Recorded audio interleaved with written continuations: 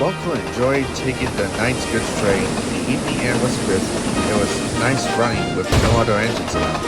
As a whole, the trucks were too busy sleeping to cause anything misfit.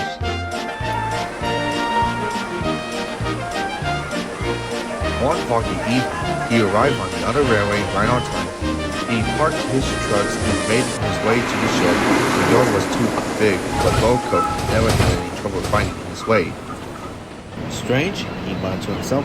I'm sure the sheds were around here.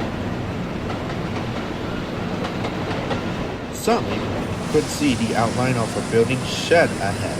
His relief was short-lived as he drew closer. He saw it wasn't a big shed where the mainline diesels left.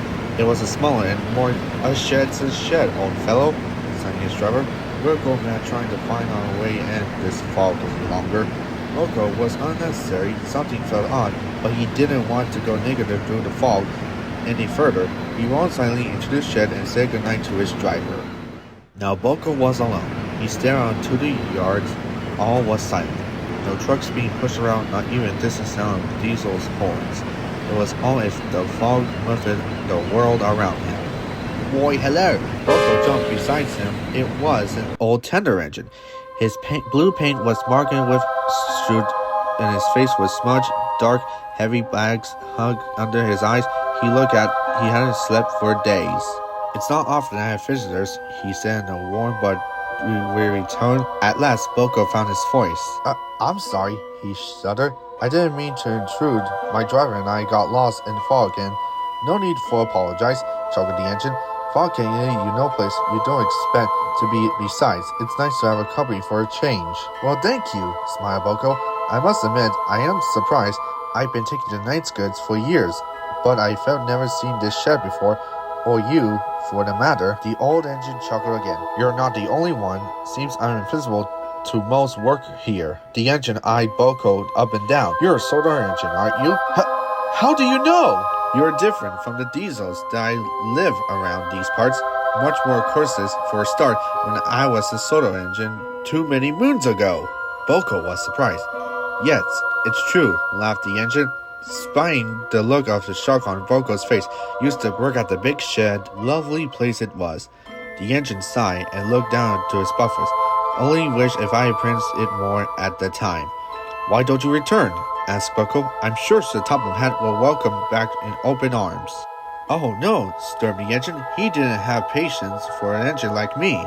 Nonsense, smiled Boco. He certainly wouldn't want to see you in a state like this.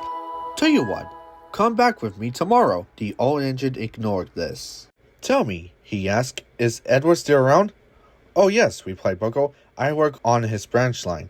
Ah, I'm glad to hear it, smiled the engine. A kind soul he was. I only wish I'd been kind to him. What do you say your name was? Asked Boco. It's getting late, young the old engine. We better get some sleep now. We'll finish our chat in the morning. Boco was curious why the engine wouldn't answer his question, but had to admit he was feeling drowsy. It wasn't long before he fell asleep. Boco woke up with a start. It was daylight now, the fog burned off by the morning sun. He breathed a sigh of relief that his dream was over. I hope I didn't keep you away, Bob, he said as dressing the old engine. I had an awful... He stopped. The old engine and his shed were gone. When Boco's driver arrived, he was surprised too. Shed still just disappeared, he said, shaking his head. It was to notice something happened on the ground besides the rails. Bent down and looked closer to it and said, I think it's a number plate, he said. 87546. Could we take it back to us? Asked Boco. The driver brought number plate into a cab. Boco set off for home. With much on his mind, he didn't know what to make of an old engine disappear for his dream. He did know, however, that he'll be able to have a long talk with Edward.